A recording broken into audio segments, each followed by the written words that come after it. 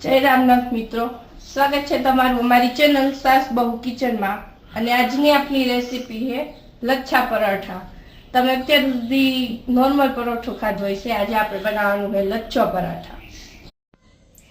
તો જો એના માટે આપણે લીધો છે ઘઉંનો લોટ, જે રોટલીનો લોટ આવે ને એ ચાળીને આપણે લઈ લીધો છે। પછી લીધું છે ઘી, ધાણા, બટર, મીઠું, ચીલી ફ્લેક્સ અને ગાર્લિક, લસણ। તો જો આપણે હવે પહેલા લોટ બાંધી લેશું। આ લોટને અહીંયા ચાળીને જ લીધો છે અને લોટની ક્વોન્ટિટી તમે તમારા ઉપર રાખી શકો, તમારે જે રીતે જેટલા બનાવવા હોય એ રીતના। અહીંયા જો મેં એક મોટું બાઉલ જેટલું લીધું છે।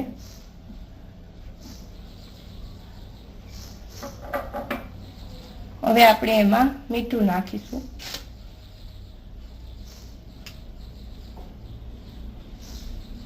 સ્વાદ અનુસાર મીઠું નાખશું। હવે આપણે આમાં જરૂર મુજબ પાણી નાખતા જશું અને લોટ બાંધી લેશું।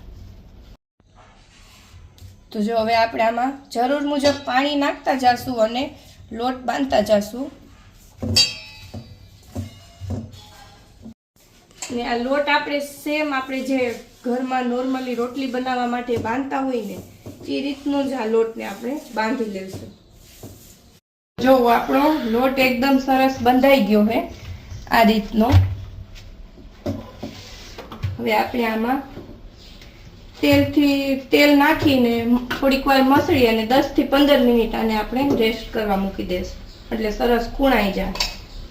તો 10 થી 15 મિનિટ થઈ ગઈ છે અને હવે આપણે આ લોટને ચેક કરી,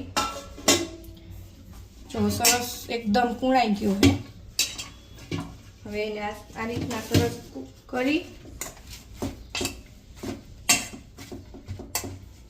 જો લોટ તો આપણો સરસ થઈ ગયો છે। હવે આપણે જે આ લસણની કળીઓ લીધી છે એને આપણે એકદમ સરસ રીતે આ રીતના ખાંડણીમાં ખાંડી લેશું। એકદમ ઝીણું ખાંડવાનું, એટલે આપણને મોઢામાં આવે ને અને આને આપણે એકદમ એટલે એને સરસ આપણે એને ખાંડી નાખવાનું છે। અને જો કોઈને આના લસણનો ટેસ્ટ ગમતો હોય તો તમે તમારા ટેસ્ટ મુજબ એને નાના એને કટકા પણ કરી શકો છો।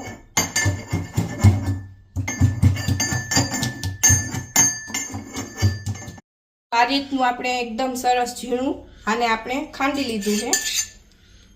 હવે આને આપણે સાઈડમાં મૂકી અને એક બેટર તૈયાર કરી લઈ। તો જો આ આપણે બટર લીધું છે અડધી વાટકી જેટલું। તો જો હવે આપણે આ બટરને આ રીતના એક વાટકીમાં લઈ લેશું।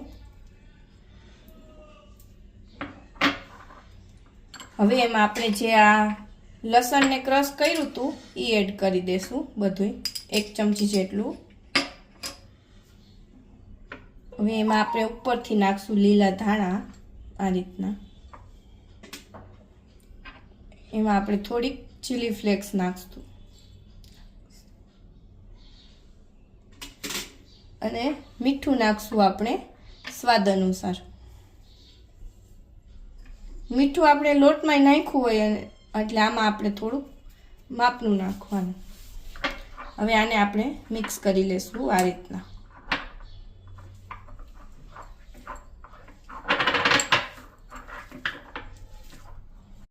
તો જો આપણું આ જે બટર હતું એ આ રીતનું સરસ મિક્સ કરી લીધું છે।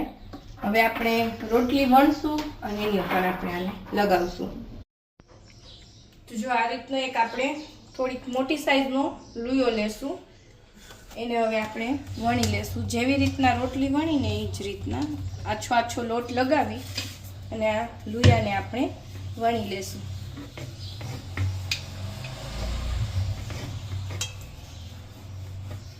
ને આની સાઈઝ આપણે મોટી જ રાખવાની રોટલીની, અને બહુ જાડી નહીં ને બહુ પાતળી નહીં, એ રીતની વણશું।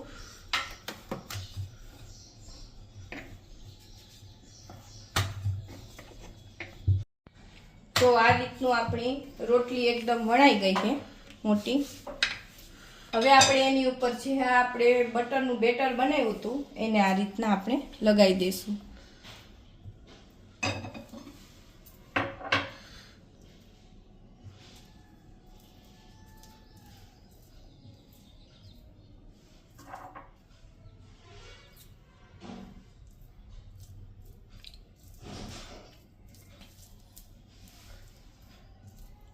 બંધ કરો. તો જો આપણે આ રીતના બધું ગાર્લિક લગાવી દીધું હે, જે બટરવાળું હતું ને એના હવે આ રીતના આપણે નાના નાના કટકા કરી લેશું.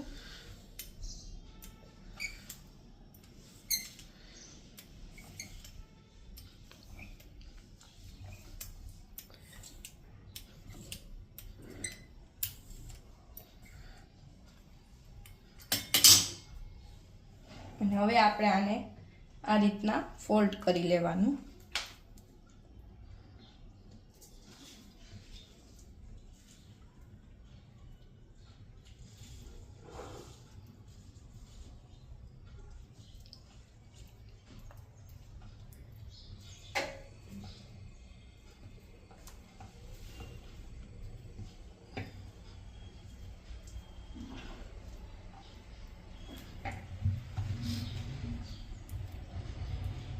હવે આને આપણે આ રીતના ફોલ્ડ કરવાનું.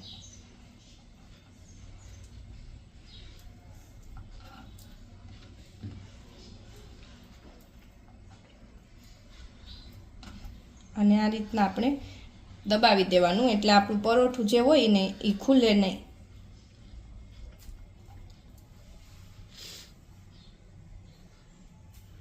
અને આપણે આમાં જે બટરનો યુઝ કર્યો છે એ તમારે બટર જો ઘરમાં અવેલેબલ ન હોય તો તમે એની જગ્યાએ ઘીનો પણ યુઝ કરી શકો છો.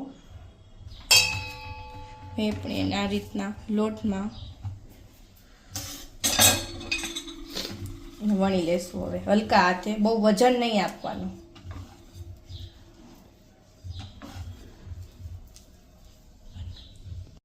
તો જો આપણું આ પરોઠું એકદમ સરસ વણાઈ ગયું છે. હવે આપણે ગેસ ચાલુ કરી અને આ રીતની જે નોનસ્ટિક તવી આવે ને એમાં આપણે એને શેકશું ઘીથી. જો આપણો તવો ગરમ થઈ ગયો છે, હવે આપણે એમાં જે આ પરોઠું બનાવ્યું હતું એને આપણે શેકી લેશું.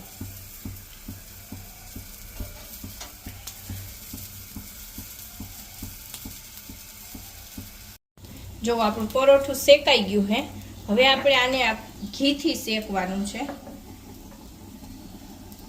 આપણે આને તેલથી નથી શેકવાનું, ઘીથી શેકશું. ઘીથી ટેસ્ટ બહુ સરસ આવે છે.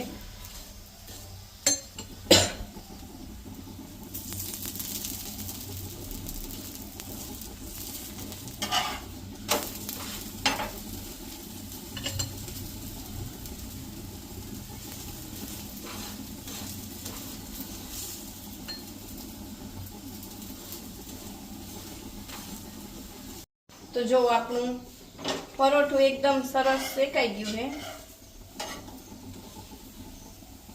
ગેસ બંધ કરી દઈ અને એને હવે આપણે સર્વ કરી દઈએ આ રીતના. તો જો આપણું પરોઠું એકદમ સરસ થઈ ગયું છે અને આ જો આપણે જે લચ્છા બનાવ્યા હતા એ પણ એકદમ સરસ ખુલવા માંડ્યા છે. તો જો આપણું તૈયાર છે એકદમ સરસ લચ્છા પરોઠું.